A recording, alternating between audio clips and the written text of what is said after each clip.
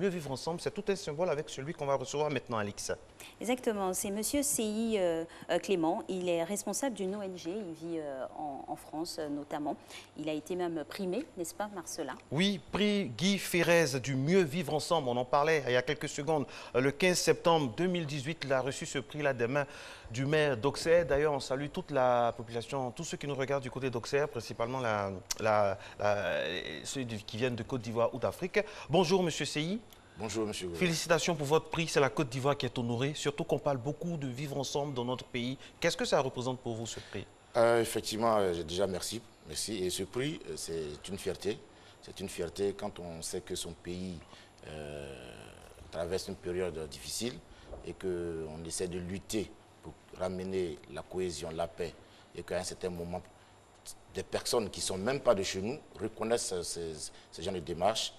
C'est une fierté. Ce prix, je le dédie à toute la Côte d'Ivoire, je le dédie à toutes les autorités de ce pays. Voilà. D'accord, très bien. Aujourd'hui, vous êtes avec nous pour nous parler d'un sujet hautement important et d'actualité, la culture électorale. Déjà, on va définir le terme. Qu'est-ce que c'est que la culture électorale? Alors, pour définir ça simplement, la culture électorale, c'est juste du civisme, le civisme électoral. C'est une éducation, c'est une façon de vivre. C'est une façon de voir les choses concernant quand on parle d'élection. Voilà.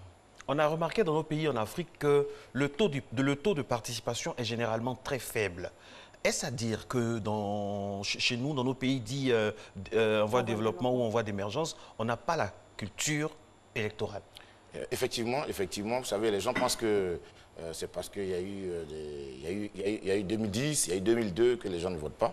Maintenant, vous savez, depuis 1990, date à laquelle nous sommes devenus pays multipartistes, les Ivoiriens n'ont jamais participé de façon massive à une élection. Je vous fais deux rapprochements. L'élection de 2010 a enregistré 3 millions d'Ivoiriens aux élections.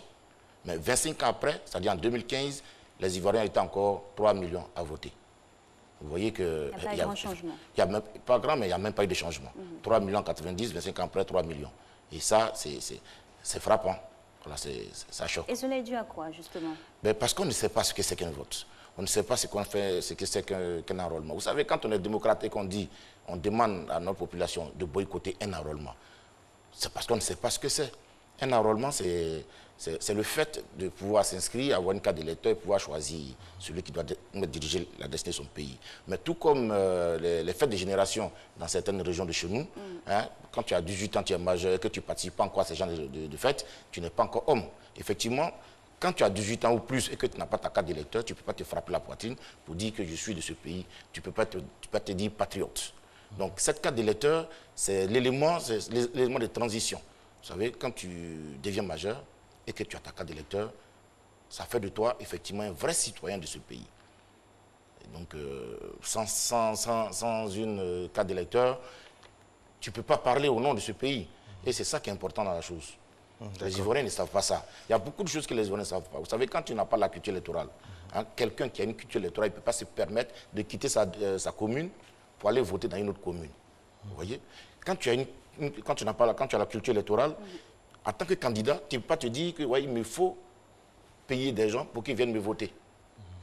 Quand tu as une culture électorale, tu ne peux pas, après les résultats des élections, te faire justice, sachant très bien qu'il y a des voies de recours.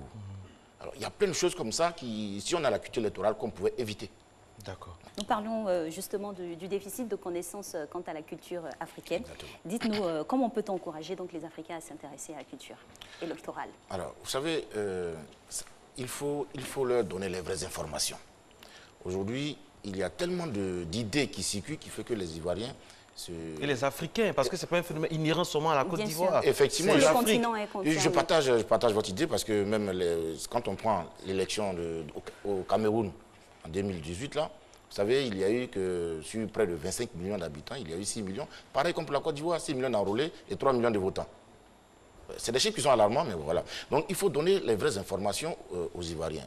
Ils sont découragés. Vous savez, quand on leur dit de boycotter, et puis à la fin de l'élection, ils découvrent qu'on leur dit non, qu'il y a eu 10% de taux de participation. Parce que l'objectif à atteindre quand on veut boycotter, c'est le taux de participation. Mais quand tu es parti à l'école, tu dois savoir que le taux de participation se calcule.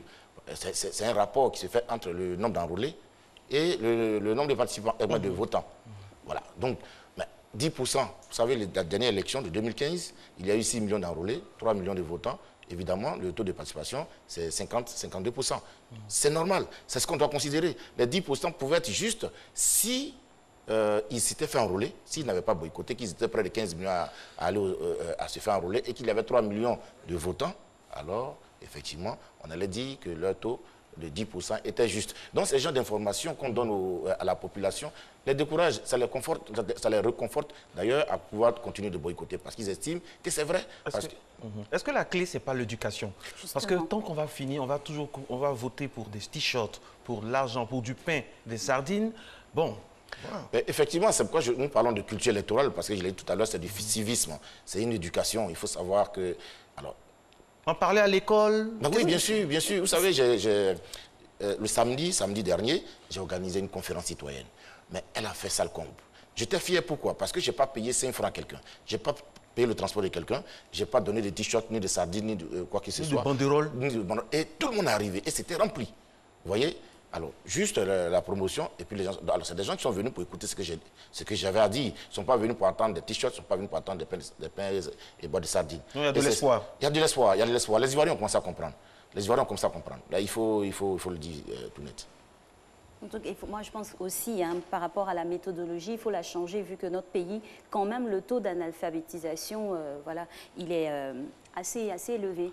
Justement, voilà. C'est pourquoi, alors, vous savez, tout ce qu'on fait, c'est de la sensibilisation. Il faut de la sensibilisation. Aujourd'hui, la télé, ça n'arrive pas partout dans nos villages. Vous voyez? Alors que notre cible... Il a été ici. Oui, mais il y a des villages où il n'y a pas, c'est pas dans toutes les familles, en fait. Voilà, la majeure partie du territoire. Et donc, oui, si, on couvre tout le monde, je sais. Voilà, on couvre tout le monde. Mais il faut aller vers nos parents pour les informer. Il faut aller vers eux. C'est la sensibilisation. Il faut faire du corps à corps. Il faut aller sur le terrain. C'est pourquoi la DPA, l'ONG que je représente, Désir de paix et d'avenir, en Côte d'Ivoire, initie une caravane. Cette caravane, nous l'avons dénommée la caravane de l'espoir, pour donner de l'espoir aux Ivoiriens. Nous allons faire le tour de toutes les régions de la Côte d'Ivoire. Nous en avons 31 plus 2 districts, ça fait 33. Nous allons faire le tour de toutes ces régions pour instruire les Ivoiriens. Inculquer, donner aux gens la culture. Voter, c'est quoi? Ça sert à quoi? Quand on a, par exemple, son député, ce n'est pas lui qui va construire les routes, mais il peut faire voter des lois. Le rôle dévolu à chaque... Le rôle dévolu à chaque... Effectivement, déjà, vous savez, ici en Afrique, on pense que c'est le pouvoir, ceux qui ont l'argent, qui sont les maîtres du jeu démocratique. Mais c'est le contraire, c'est pas vrai. Il faut le dire à nos parents que c'est eux qui sont les maîtres du jeu démocratique. Vous savez, à travers le bulletin de vote. Voilà. Bien sûr. Vous savez, votre petite carte d'électeur vaut de l'or vis-à-vis d'un président de la République qui veut être candidat. Ça, le peuple doit le savoir. La carte d'électeur, quand tu as une carte d'électeur, mais le candidat, il s'incline parce que c'est ce qu'il veut. Vous savez, un président, quand il est assis dans son fauteuil, quand il est élu, la première chose à laquelle il pense, il dit dans 5 ans, il faut qu'il soit réélu. Mais pour être réélu, il faut que je pose des actes. Mais ces actes, il va les poser où et comment? Alors, il prend la liste électorale, puis il regarde où il y a beaucoup d'enrôlés. C'est là-bas il commence et puis il descend. Vous voyez, c'est des techniques, mais il faut le dire à la population. Il ne faudrait pas qu'ils écoutent ceux qui disent de boycotter. C'est bien, M. Seyi, de parler comme ça, mais on espère que vous faites aussi des actions sur le terrain. Et ce qui nous a rassurés, c'est que vous avez eu le prix Guy Ferrez du Mieux Vivre Ensemble. Oui, mais je vais vous compléter parce qu'en plus du prix, le samedi, j'ai été la chefferie, la plus grande chefferie de Côte d'Ivoire m'a intronisé notable premier de la paix. Okay. Et ça, c'est important.